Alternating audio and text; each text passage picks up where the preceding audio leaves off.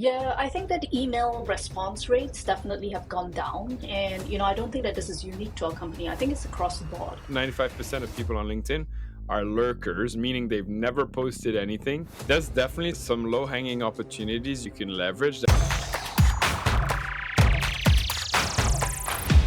All right, good to go. Hey everyone, today I'm being joined by Yuying Deng. Yuying is a founder and chief executive officer at Esevel and is a founder based out of Singapore. Yuying, nice to have you on the Next Big Wave podcast. Thanks so much for having me, Timothy. I know that, this is the third time that we tried to speak. Yeah, no worries. It's the charm. So I'm looking forward to the go down into a rabbit hole of your background as a founder and what you guys are doing at Asvel. So if you don't mind, for the audience, can you walk us Sure. through your background, because it's quite interesting and it took a few different iterations for you to become a founder. So I'd love to learn more about that and what made you become who you are right now. Yeah, so it's a bit strange when, people look at my LinkedIn profile or, when I get to talk to them and they find out that I actually started life as a lawyer, right? But that was what I did. Graduated in law from London, and right after that decided to go to Hong Kong instead of coming back to Singapore to start my legal career. So I ended up in Baker McKinsey, where I was doing corporate law. So I was doing a lot of IPOs, I was doing a lot of M&As, antitrust law, and all that. So I spent, a couple of years doing that, but decided in the end that law was not for me. And I think big part of that reason was because of the financial crisis that happened at that point in time. Lots of retrenchments going on, and I know it was a difficult kind of management decision for the law firm partners, but the way that people were let go of without much regard for the length of time that they actually spent serving the firm, that didn't sit well with me. Right, so I Mm. decided to do something next, and I went off to INSEAD to do my MBA. So I guess part of the background, right, Timothy? My parents were entrepreneurs, so they had started a nursing home business in Singapore, grew it pretty big. So I really saw how much is actually required of entrepreneurs, and I always wanted to be one. Right, so back to the story again. Went to INSEAD, did my MBA, came out of it, and went to help my parents with their nursing home business. So during the 2 years that I was with them, we actually managed to get it sold. I mean, Wow, a bit of a congrats. backstory over there.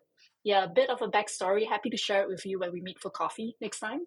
But it was quite a difficult process to get it sold. And then right after that, I started my first company, which was an ergonomic kind of hardware IoT company. This was really due to a personal pain point that I had, which was back pain. I found that when I stood and I worked, I actually felt better, right? So I didn't have the kind of lower back aches that I did. So I decided to bring this concept into Singapore and started to sell to the Singapore market. So the business did reasonably well. It wasn't a flyaway success by any means. But I think, when it really came to COVID, because the companies that we were selling to were corporates, they were MNCs. Hmm. And as you know, what happened during COVID was that all the companies were shut down. So people working from home, and our factory, which was in China at the time, also had a lot of supply chain issues as well, a lot of logistics issue. Our cost of goods went up by a significant percentage. So we decided to, wind down whatever we were doing at that point in time.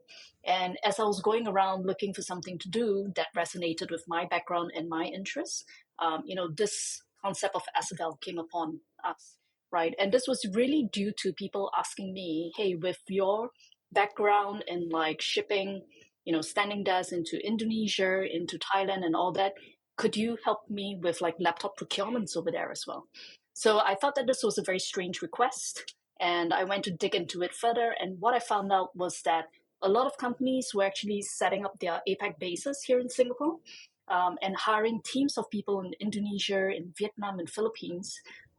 Just because of the quality of talent that's over there, and also the Hmm. much lower cost as well, and they were having problems getting IT devices to those people. Yes. So that was like the founding story of Esevel. I decided to dig deeper and like cater to those kind of pain points. Cool. And it kind of worked with COVID as well, because, setting up Mm, remote work and at home offices, I think, was a big component of COVID. So did that help mm, sort of boost your sales at the time? Because it wasn't just remote work, because everyone was remote basically mm. at that time, right? So did that have an impact? Everybody. Yeah. For sure, for sure. I mean, like what we saw was really that, I think you might have experienced it as well, right, Timothy, that when a manager has to deal with workforce who are suddenly remote, they suddenly, become a lot more acclimatized to management skills that will allow them to do that. So what happened in the end was that, with this newfound skill set, they're much more willing to handle remote workforces outside of the country that they're in. Hmm. So there's definitely a lot more comfort in dealing with teams that are distributed, and hence we have seen increased hiring of teams outside of Singapore as well. Right. Okay. I mean, throw into that like all the geopolitical problems that are, going around, and that has really taken off as a trend. And you're not just providing the hardware, you're also providing the software, right? To help them manage, to help them, I don't know, are you providing dashboards, KPIs, like basically hands on management tools for these teams? Yes, yes, we are. So I think, Tim, you can think of us almost as a tech-enabled kind of managed services provider. So what we do, there's actually three components to it, and we find that this is what our customers need. So the first one is procurement of IT devices itself. Right now, we're able to do it across 88 countries worldwide. The Wow. second part is really hardware support, right? So, when you have an employee, say, for example, in the Philippines, and this person were to offboard or this person were to require repairs, like there needs to be some way to deal with the device because it then becomes a security issue and it's still a company asset. So we help them with that kind of last mile services as well. And then the third piece of the puzzle is really device management and security, which you really need because now you have like people working out of cafes, you have people working out of Hmm. airports, you have people who might be misplace the device like somewhere in Starbucks in Ho Chi Minh, right? So you need some ability to secure the endpoints and then to remote lock and wipe the device, update the OSs and so on. So it's a mixture really of like procurement and support as well as like some SaaS parts of security involved. Okay. And I mean, 88 countries is impressive. You know, you're basically Mhm. operating half the globe here. How did you do it in 4 years? Are you using a partner network, or what's your growth hack there? Yeah. So when we started out, what we decided that we'll be really strong in is APAC. So if you were to look at the APAC region, we do have our people in quite a few of the countries around the APAC region. So we're really strong, say, for example, in Southeast Asia. And then what we did is that we got partners. So these are usually systems integrators in other countries in which we're not in. Right. So, say, for example, in Japan, we have a partner over there. In Korea, we have a partner over there, and so on. And we have back to back SLAs with them. So we then applied like the same concept over to Europe and also to like North and South American regions as well. Okay, very cool. And I know you went through the iterative program like I did. Was this like at the very early stages of your business, or kind of accelerating what you had already built for a few years? Mm, I'm curious about the different profiles that join iterative and their experience thereafter. mm, mm. Yeah, I think it was quite early on that I joined Iterative.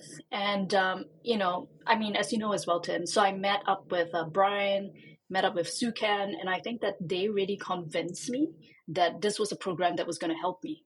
To be frank, I was quite a bit skeptical of Okay. accelerators beforehand. I don't know whether you were.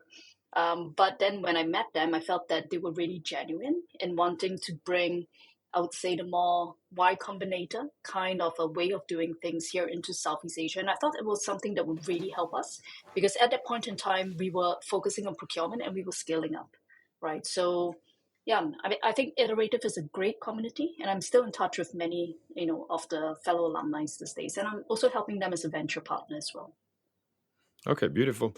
And so, out of the 3 months plus experience at Iterative, I'm curious about how Mm, they helped frame your growth efforts. Because, like this podcast, Next Big Wave, is talking a lot about growth initiatives and how, especially yeah. B2B companies, are able to scale. So, I'm curious what value you got from Iterative and like what you're still using from that program to this day. Yeah, I think that so Brian was the partner that was in charge of Esevel, and I think what he really drilled into us from day one was the importance of focus, right? So you need to know what is that bottleneck in your company that if you unlocked it, it's going to give you like next week's growth. So prior to that, I always had like not a very metric driven kind of approach towards doing things. And I think where Iterative really drilled into me is the importance of looking at week on week kind of metrics to make sure that you're going on the right track. So that's still something that I maintain to today. I mean, of course, we have uh, promoted ourselves from like Google Sheets into HubSpot and into like HubSpot dashboards and so on. But I think the although the methodology has changed, but the concept remains the same. It's the importance of really looking at metrics so that you know whether or not you're driving in the right direction. Okay. And I'm not sure what stage you're at in terms of like your size. So you have, I'm guessing, a sales and marketing team. What sort of Mhm. initiatives right now are working the best for you guys? And also, what is your core ICP at this stage? Like, what size companies are you looking at? What countries are you Mm. focusing the most on? I know you have 88 countries, but you must have a specific focus. So I'm curious about all of Mm. that. Yeah, sure. So our ICP is very defined for us. It is companies that have a bigger headcount here in the APAC region. So, quite a large percentage of our clients right now are Singapore-based companies. So these could either be companies that have originated from Singapore and expanded overseas, or they could be APAC HQs of companies that are from other countries but put in their APAC HQ in Singapore and have like satellite teams around the region. Generally, I would say the size of the companies that we serve range from between 50 to about 800 in size. So, I mean, you would be able to see the logos of some of the companies on our website, but they do include companies like, say, Sitebinder, which is listed in the Australian Stock Exchange, or Zendit, or GetGo, which is a car sharing company here in the local region, Mhm. right? So they tend to be tech enabled. They tend to be fast growth companies with distributed teams around the region. And yeah, so to answer your question, we're not focused on the US regions or the EU regions, at least as yet. We're focused more Mhm. here on the APAC regions where our competitive advantages, and our partnership network really is the strongest. Okay. And is the BPO sector at all in your sort of target, or not at all? Because you mentioned a few companies that are tech Mm-hmm. enabled, but I know the BPO is Mm. very tech driven as well, and those companies usually have massive workforces. The only reason I ask is Mm-hmm. because in the Philippines, where I operated for quite a while, BPOs Mm. have this workforce working from, computers and laptops and things they need. But ever since COVID Yep. ended, companies are trying to get them back into the office. And so the question is a bit loaded, is like, how did that affect your business, if at all, the fact that people have to go back to the office? Mm. So we don't work a lot with BPOs. The companies that we tend to work with either have their own legal entities in those other countries, or they're working through EORs, like multiplier, deal, or squad. So at least in my view, I'm not sure whether that's the same in your experience, Tim. I think the companies that tend to use BPOs tend to be a bit more traditional kind of companies, and also tend to be much larger kind of MNCs. So far, Hmm. our paths have not crossed with BPOs very much yet.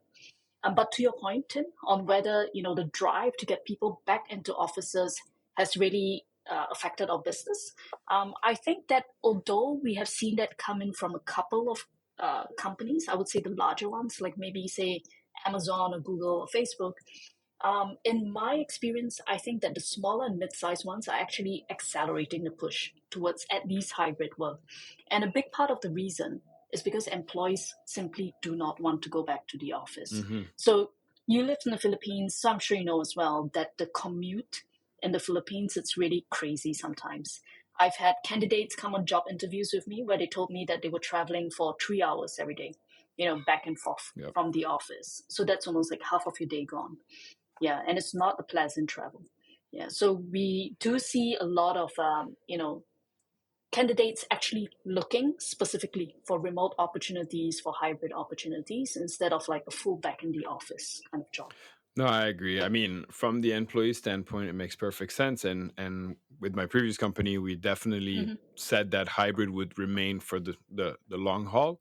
I just know that American Mm. companies, especially in the banking sector, are now making a push towards back to the office. And Yes. as much as, in the US, commuting is only maybe 1 to 2 hours versus 6 hours in the Philippines.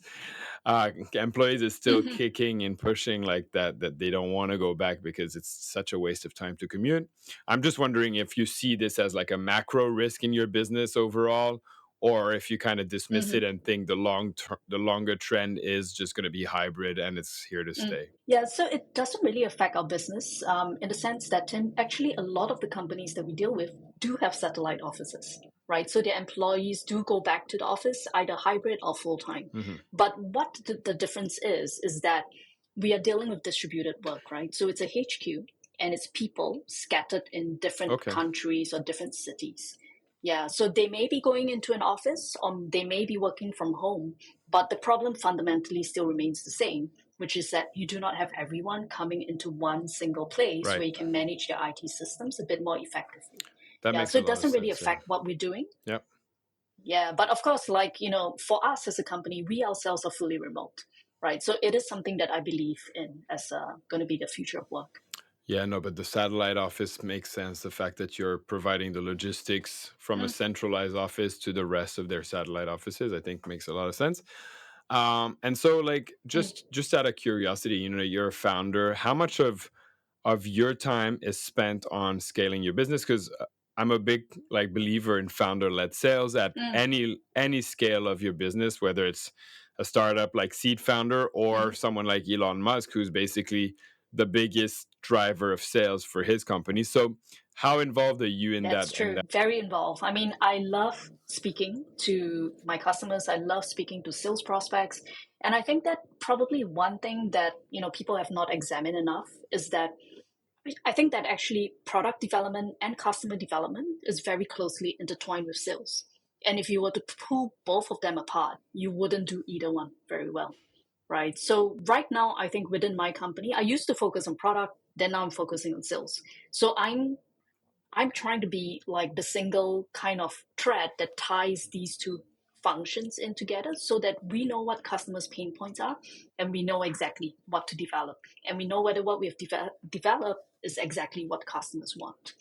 Yeah, but that said, I'm also looking for ideas on how do you scale this as well, right? As you pointed out, Elon Musk, I think his biggest sales tools may be Twitter, Hmm. right? And he just has to put out a blast, and that's probably worth like a few hundred thousands of dollars in ad dollars over there. Yeah, it's Not sure whether I can reach his kind of level. well, you should never think that way because I don't think when he was younger he thought he would reach that. So I Hmm. of course I use Elon Musk as an example because in his case, like you said, a tweet can have an even bigger impact. When he said that Tesla was going private and that there was funding secured, like the stock either grew or tanked by $10 billion with a tweet. So that is just ridiculous impact from one person. So like Mm-hmm. uh I'm in the coaching game. Like I coach founders right now. I have like my own course and community, and one of the main things I teach is founder-led sales. So whether it's going to be, and especially for B2B founders like yourself, whether it's going to be leveraging LinkedIn and building a very recognizable brand around yourself and what you offer and how you basically help your ICP. I think that's one of the most valuable things you can do. I don't know enough about your Mm-hmm. specific ICP to kind of give you some pointers, but I would definitely be looking at building like I said, a personable and recognizable and trustful brand on LinkedIn. And I say this to every founder, like I know it's hard to put yourself out there because maybe you're an introvert and you just don't want to you don't want to share personal stories. But at the end of the day, people buy from people, right? You look at, it's not just Elon That Musk. is It's true. basically every big Yeah. founder has usually a 3 to 10x follow account compared to their brand. And whenever they publish stuff on the brand, no one interacts with it. But if someone like Elon Musk or Bill Gates says something on Twitter or on LinkedIn, the engagement is through the roof. It's because people connect with people, Yes. they connect with their stories, they want to know them more. And once they know them, they can trust them and ultimately buy from them. So I think you should Mm. really like put a lot of emphasis on that. And again, it's like the question I get is, oh, well, how much time does it take per week to build a brand on LinkedIn? I'm like, how much money do you want to make? That's the wrong question. How much time? Like time equals money, especially when it can compound when you're building your Mm. brand. Like ultimately, it will pay dividends like tenfold versus the time you're spending on something else. So yeah, Yeah, I would and definitely there look are into many that. tools nowadays, right, to scale that as well. So Absolutely. I think you definitely be spending a lot less time as compared to maybe 2 years ago in Sure. terms of doing this. Sure, sure. So tell me, like, how do you break down your time as a founder and CEO right Mm. now? Like, if you had to kind of guesstimate. My goodness. I should really be doing like better time management. But right now, because our company is still small, like we're about 20 plus people and we're still growing quite rapidly. Hmm. So I still spend a lot of time doing things that could probably be automated out. I would say that, maybe about 30% to 40% of my time is spent doing that. Looking at ways to automate it out, but it's really a process to do Hmm. so because it does take time also to automate things as well. Yeah, and I would say, yeah, another large percentage of my time is being spent like talking to sales prospects, talking to customers. This is something that really gives me energy, so I really enjoy doing it, and I enjoy bringing the feedback back to product and vice versa as well. So this is something that I always keep, Hmm. right? And yeah, the rest of the time is being spent meeting with people like you or potential partners because you never know where such things might bring you, right? I completely So agree. I yeah. kind of there's like I have a few stories where just picking up the phone one day when I really didn't want to, I was leaving the office, turned into the biggest opportunity of Hmm. my life. And I swear by it. Oh. I kind of always take any meeting, any email, I read it. Hmm. So yeah, I appreciate that you're kind of the same. But speaking of emails, because I know that right now one of the main strategies for people to acquire leads and to kind of get into the door has been email. What trends have you seen with your email outbound campaigns? Are you seeing kind of decrease? And if so, how are you getting leads these Mm. days? What are your strategies? What are some hacks you have? Yeah, I think that email response rates definitely have gone down. And, I don't think that this is unique to our company. I think it's across the board. And I can relate to it as well because I get tons of like outbound emails coming to me every day. And I hardly ever look at them, like even if they're very skillfully drafted, right? So it is there. And, if I have that need, if I remember an email, I might go and search for it and bring it up. But I think the effectiveness of emails has really gone down.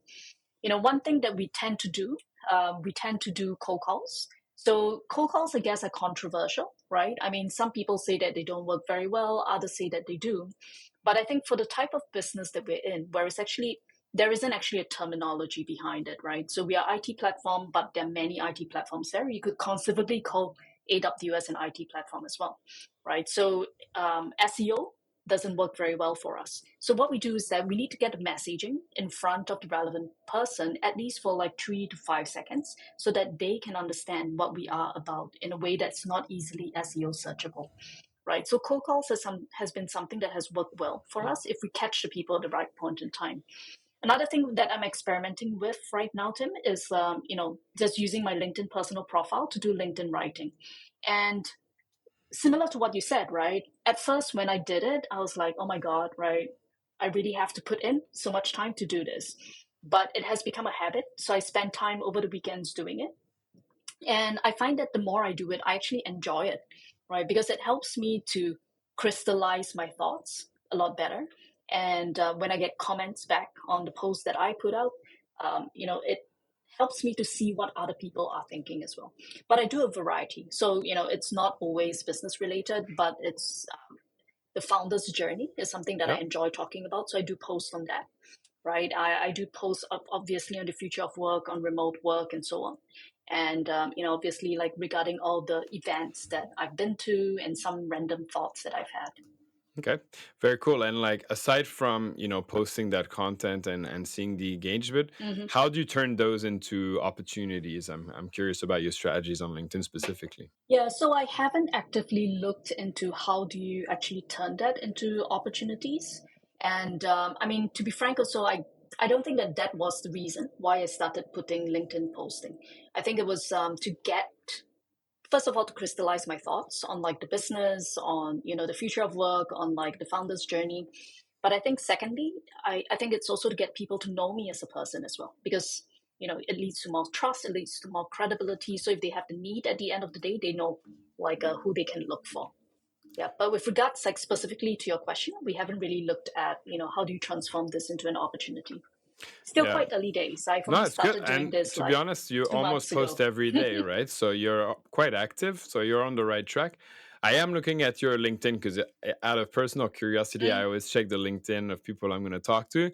There's definitely yeah. there's some low hanging opportunities you can leverage that would probably turn into opportunities.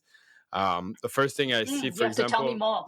yeah. So Yeah. your tagline right below your name, you're saying you're CEO, you have an MBA, all good things, right? Yeah. But you're not necessarily Yeah. explaining how you can help your ICP. And that's the first thing they'll see is they'll see your name, and then you have this free Okay. real estate. So the way I leverage it is that I just say something simple Mm-hmm. like, I help I I help XYZ ICP doing this. And usually you try to Mm-hmm. just say I'm solving XYZ pain point because that's what they'll relate to. You don't want to sell the Mm. feature, you want to sell the solution to a pain point.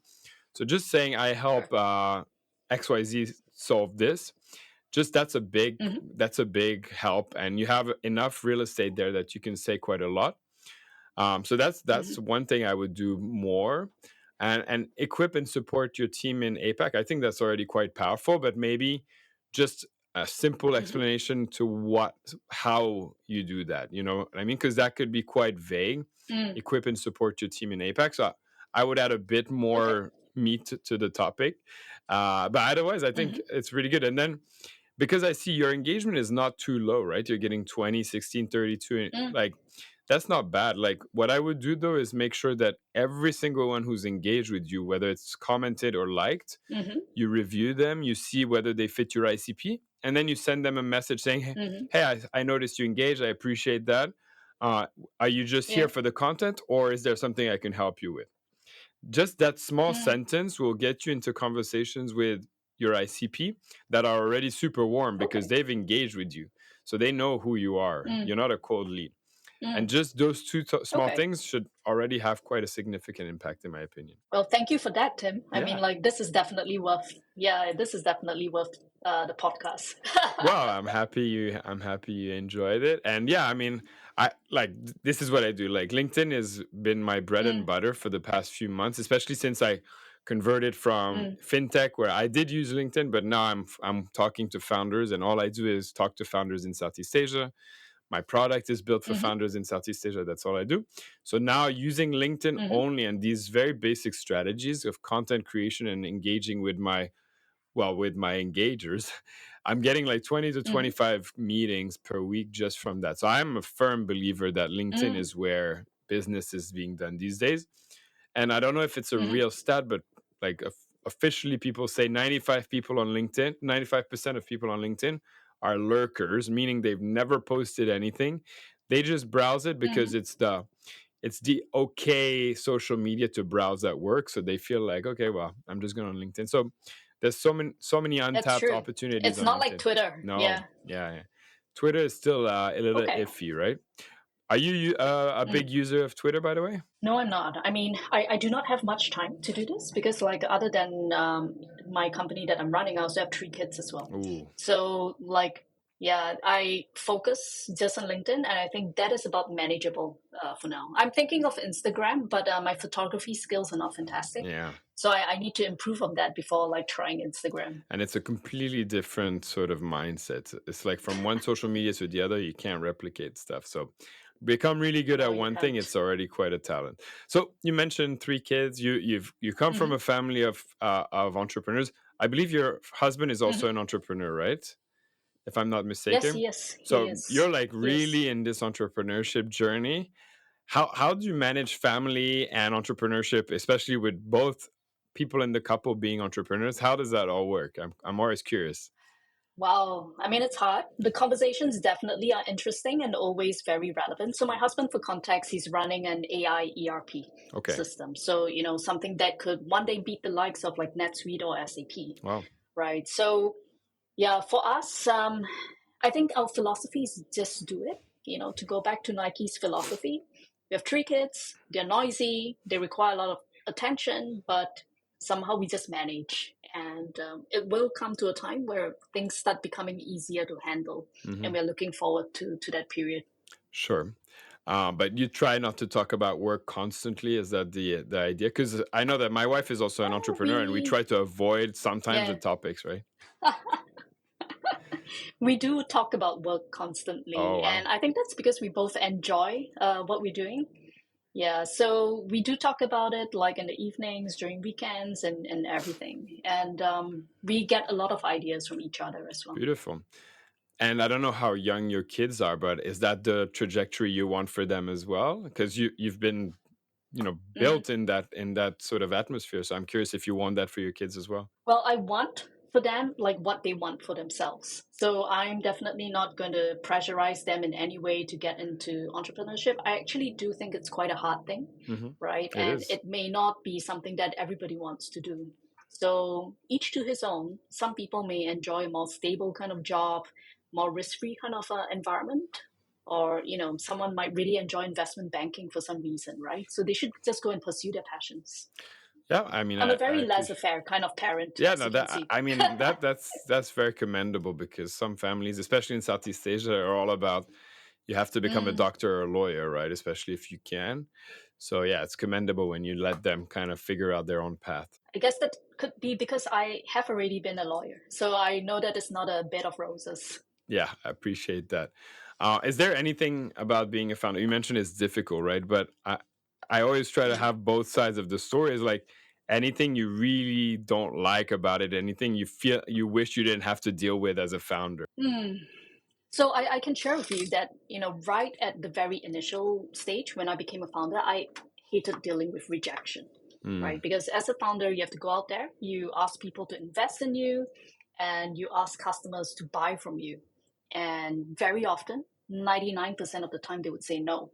And the feeling for me, as someone who was like fresh out of the legal industry, where people rarely say no to me, it was very difficult, right? Because now you didn't have like a brand name firm behind your back.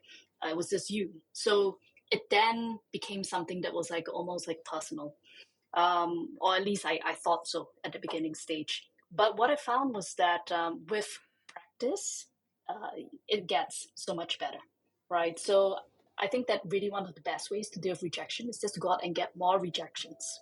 So in the end, like just getting one additional rejection doesn't mean anything.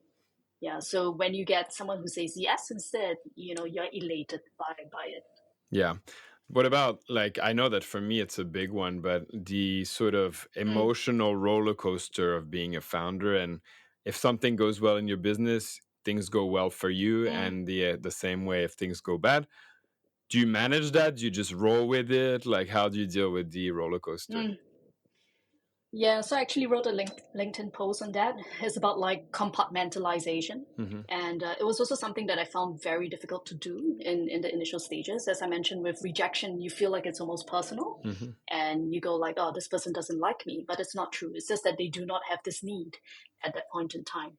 So what I've learned over time is just simply to compartmentalize, because you cannot allow something that happens to you with a potential investor or potential sales prospect to affect your relationship with your family, right? Or your relationship with your team members and so on. So I found, for me at least personally, a switching of context always helps. So if I received like a rejection in one area, I would stop working in that area. I'll bring my laptop to another area and then start working there instead. Interesting. And I think that the second thing that helped me definitely is exercise. So I, like to work up a sweat. Like I go for hit runs and like on the treadmill and so on. And I find that that really helps to relieve the stress that is all part of entrepreneurship. Okay. That's really good and really good insight about especially the relocating. I've never thought of that. And I know people do that. Like they just decide to work in different spots to get a different mindset. So I should try that because I'm always in my office. I do love my home office. I have Yeah. 3 screens. I find it Mm, really like my sort of it looks mission control. beautiful. Yeah. Thank you. But yeah, so I should try that as well. Speaking of good places to work, like what is your thought on Singapore Hmm. for founders? I know it's one of the big hubs for tech and startups, but Mm. do you find it a good and sort of nurturing place for startup ecosystem? Where are you based now, Tim? I'm Are in you still in the Bangkok. Philippines No, or I mean I've moved to oh, you're in Bangkok now. Bangkok? Yeah. Okay, okay. So that's a controversial question, and I do talk about that a lot, with fellow founders as well, right? I do think that in recent years, Singapore has become very expensive Hmm. to actually operate a startup.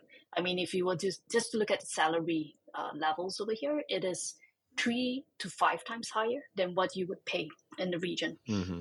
which is a reason for my business to exist as well, right? Because now a lot of startups from day one, right, they are hiring teams in Vietnam and Philippines and Thailand instead of all here in Singapore. So they have the core leadership team here, but their developers, their salespeople are all based overseas. Right. So we started to see that happen a lot.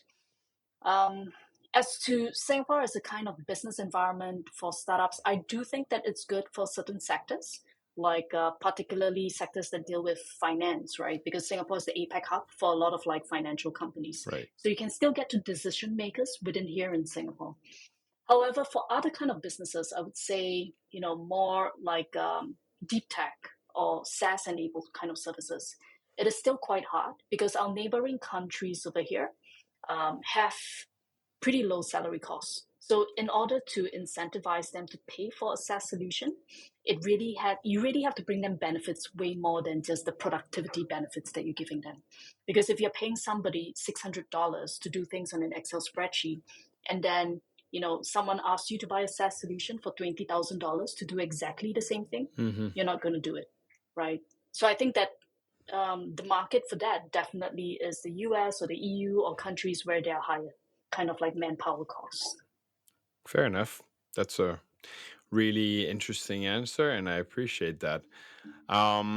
Kind of to close up, I'm curious to know where you see your company in the next 10 years. Are you planning an exit? Do you want to build it as a lifestyle business? Like, what's your plan?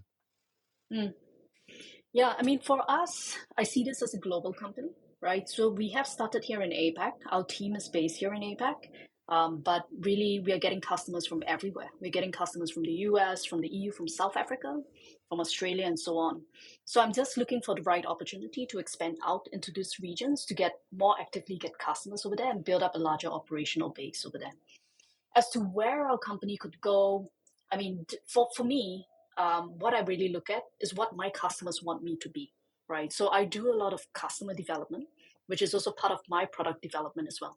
So I would say that we're still in the course of evaluating it. It definitely will not be a lifestyle business, right? I mean, I could already see that from like the early days of founding the company because the demand and the pain for the solutions that we're bringing is just there. But as to whether this is going to become, a company that's listed on a stock exchange somewhere, or is it going to be like sold to like a much larger company, I can't tell yet at this stage. Okay, fair enough. And is there anything you want to shout out to as a closing statement to this podcast?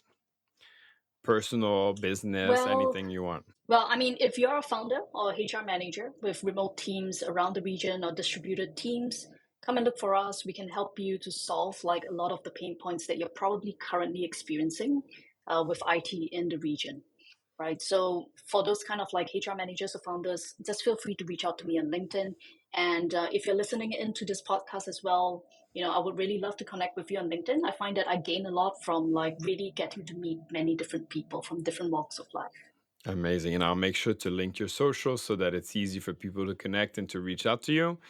Yuyin, thank you so much for this pod. It was really insightful, and I really appreciate that we were able to reschedule it 3 times and make it happen.